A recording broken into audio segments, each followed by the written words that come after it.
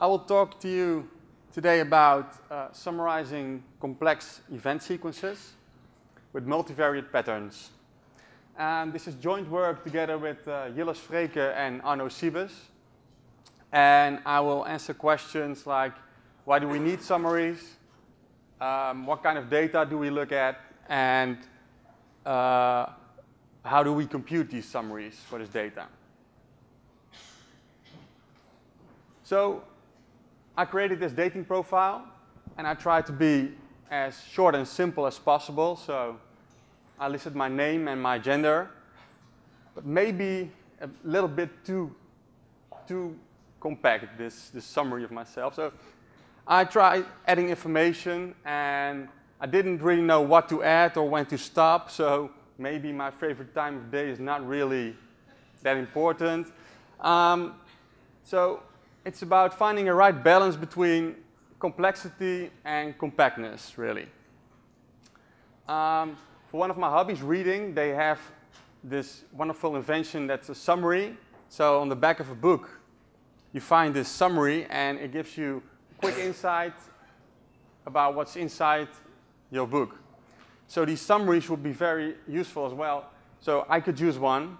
Of course, I'm an expert on myself, so I would be able to make a summary about myself. Luckily, I don't have to because I already have a girlfriend, so I don't have to bother with it. But still, for data sets, it would be nice to build these summaries as well. And, well, that's what we will do. So what kind of data do we focus on? It can be multiple frequency bands of seismic data, ECG data measured on multiple levels. Also text in multiple languages which are aligned, or text that is annotated with parts of speech, which we'll see examples of later. But also sensor data. So you measure multiple sensors at the same time.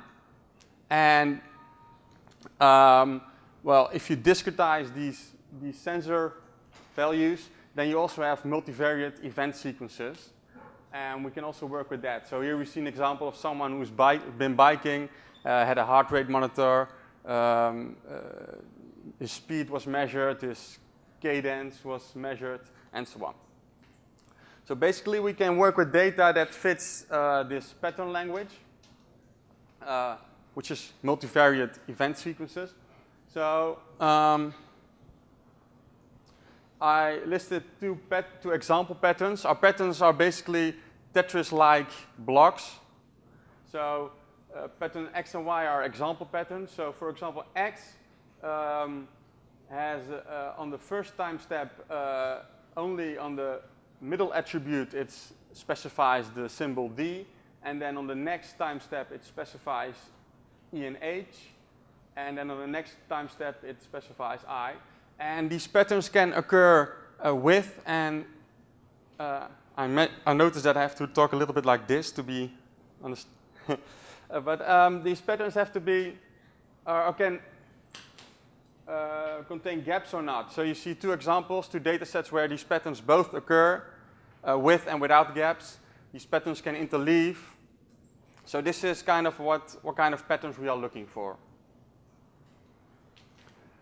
So how to compute a summary? Well, first let's define a summary. We say a summary is a set of a small set of patterns that together give a very good description of your data set. And the set of all frequent patterns, or some condensed form of that, will be way too big, so it's not really compact. Only look at the top n of those frequent patterns will give you not a very complete overview of your data. Sampling is possible, but it's hard to figure out how big your sample should be, and the bigger you take it, the more redundancy it will contain. So we propose to use the MDL principle, also mentioned before. And this kind of auto-balances the compactness of your summary against the completeness. So it's been applied before. I will look hint at that later. But first, a small intro. So it's basically given a set of models, and then models are, for us, summaries or pattern sets. Given a set of models, we want to find that model that gives the that minimizes this expression. So this expression is the length of the model in bits plus the length of the data given the model. And you can basically see this as we use the model to compress, or the better the model can compress your data set, the better a model it is. And because of this first term, the length of the model itself, it also makes sure that your model has to stay small.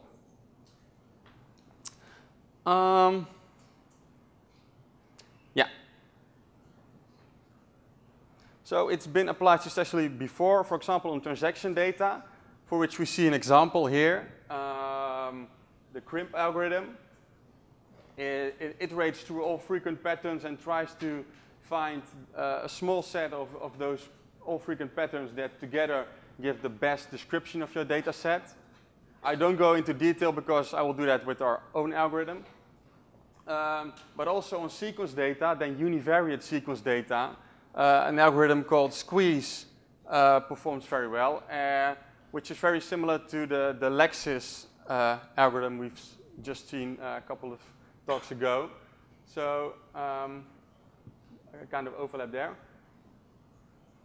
But we're looking at multivariate event sequences. So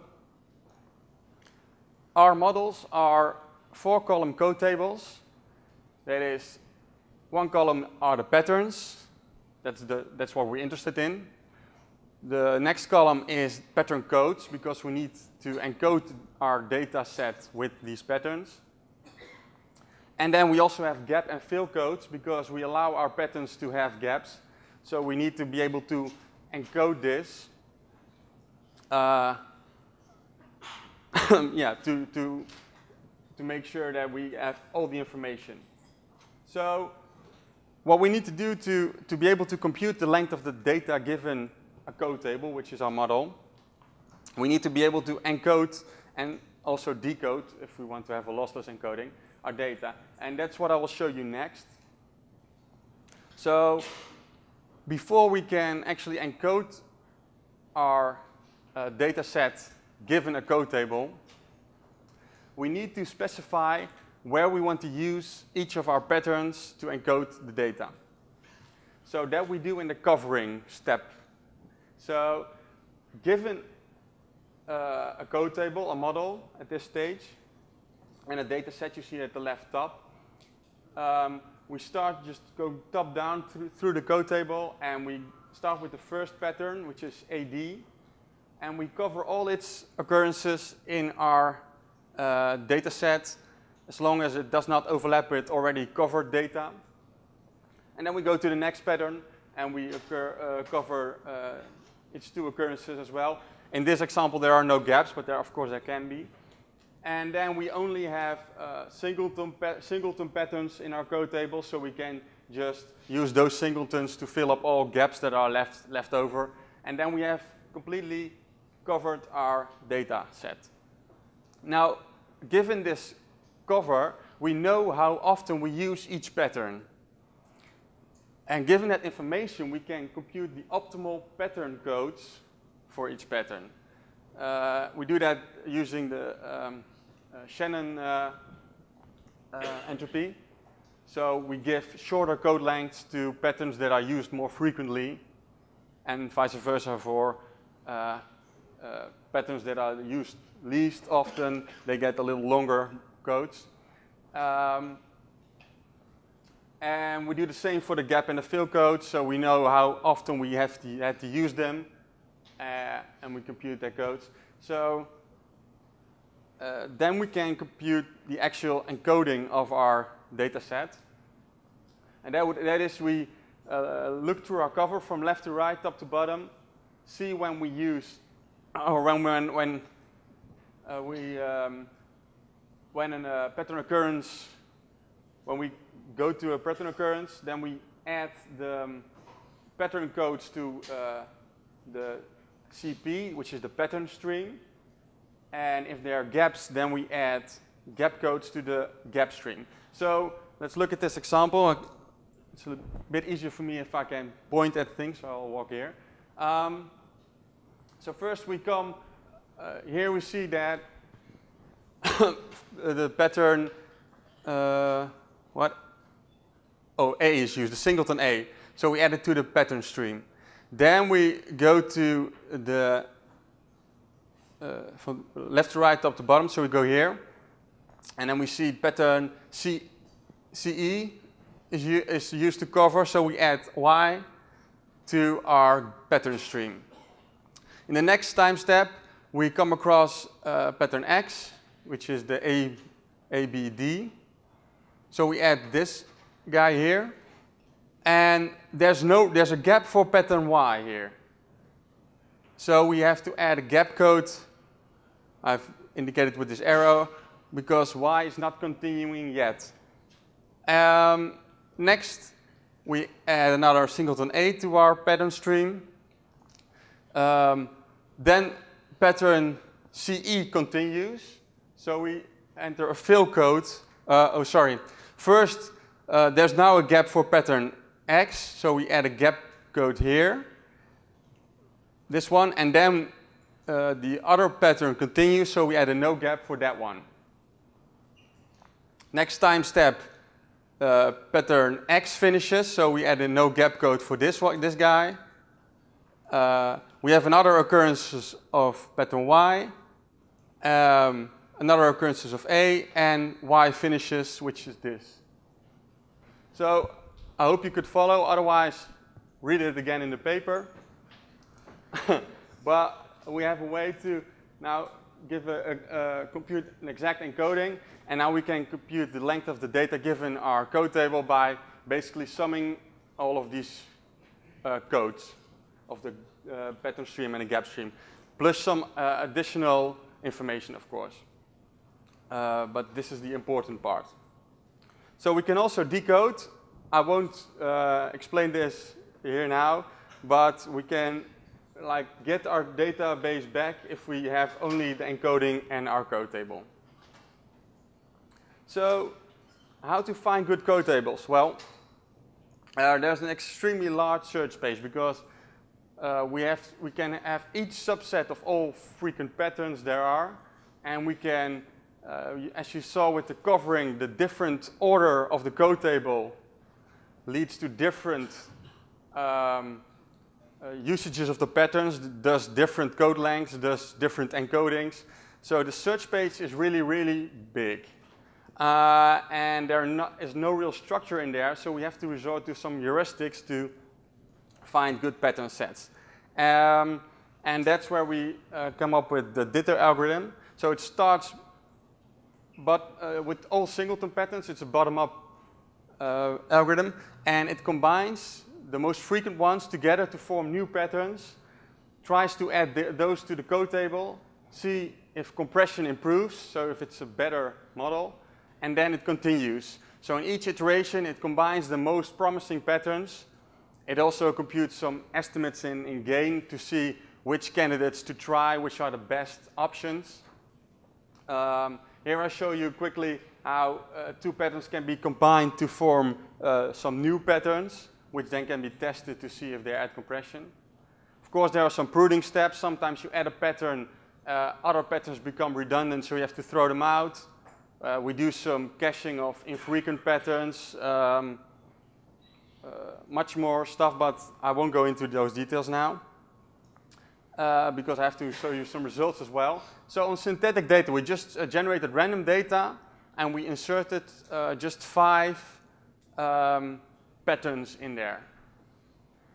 And to show you that mining all frequent patterns is not really a good idea, only on the smallest of our synthetic data sets we tried to mine all frequent patterns, and it was an upper bound. We found a lower bound of 14 billion frequent patterns, for which about 7,000 closed frequent patterns, but still there's only 5 real patterns in that data set.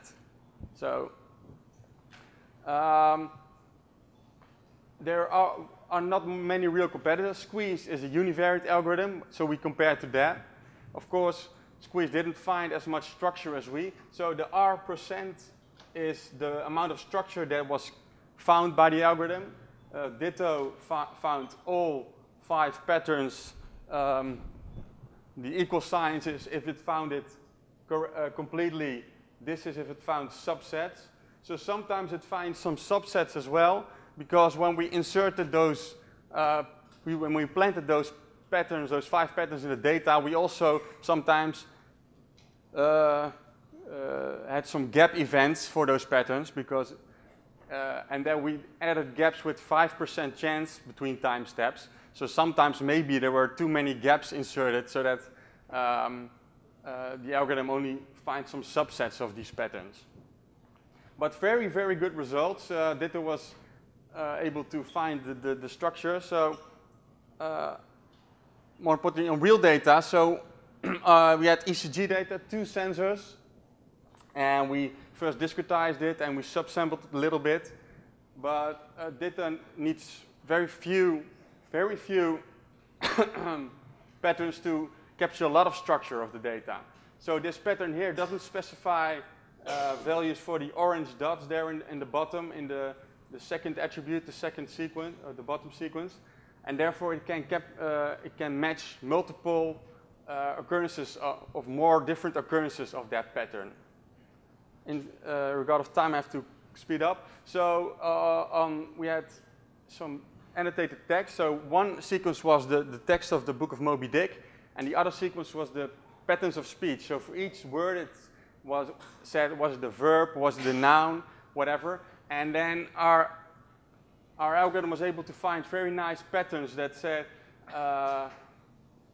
to verb a noun, and then you see examples of the phrases that it matches. So it's able to capture this correlation between the text and the patterns of speech that are used,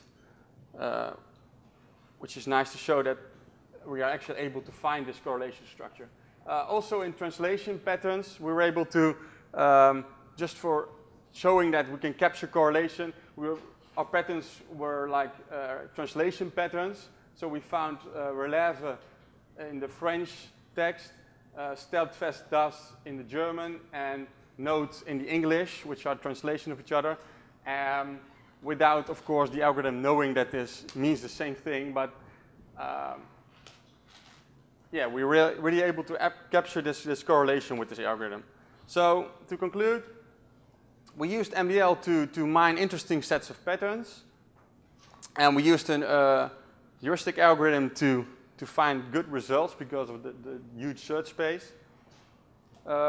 Improvements we were can look at is to parallelize some steps in the algorithm, searching for occurrences of patterns and covering the database. There are options there. Also making the pattern language even more powerful by adding some noise so that a pattern can specify like different values at a certain time step with maybe a distribution on it. And we can use these summaries for other classification tasks or anomaly detection. And I will happily talk to you about that later, but I have to stop in regard with the time. So thank you very much.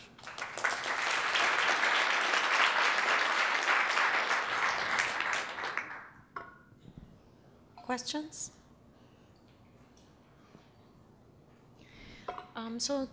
Roel, can you comment on whether you can use these patterns for authorship identification and maybe even tracking changes in language of an author over time?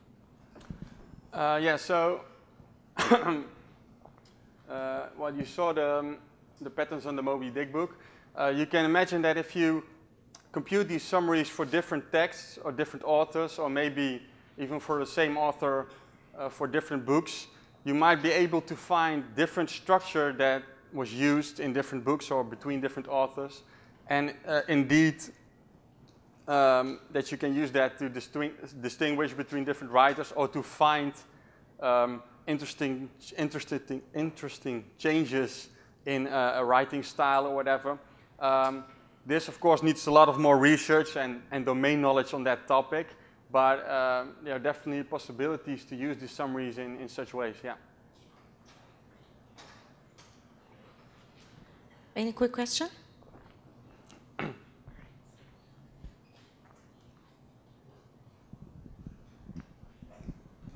Nice talk. And do your summarization capture inherent interpretation of? Sorry, keep the. Do your summarization technique capture certain inherent interpretation? Can you interpret what it summarizes? If we can, yeah, so that's the nice thing about, maybe I didn't really mention that, but the nice thing about these summaries is that the patterns are very interpretable. As I showed with the text, it will actually give you the exact words and patterns or the tags, and for the ECG data, it will show you how these patterns look. So these patterns are very interpretable, and I think that's a powerful thing. And the frequent patterns you're mining, but you can still deal with the maximal patterns, right? Means just to compress and get a better idea. But why you would like to take with frequent patterns? Sorry, I didn't. Means there are different kind of frequent patterns, right? You have a closed frequent patterns, yeah. maximal frequent patterns. So yeah. you are starting with the raw frequent patterns. Yeah, that's the to analyze your summarization. But if you deal with the maximal frequent patterns, how your technique will improve, or can you give any comments on that? So now I don't use the whole frequent pattern set. I don't mind all frequent patterns or closed frequent patterns. I just start bottom up with the singletons and combine, and it can lead anywhere basically. So I don't need some first step. I just show that for a comparison that mining all frequent patterns or all closed frequent patterns is a kind of task that gives you way too many results. Thank you. Thank you. Let's thank the speaker.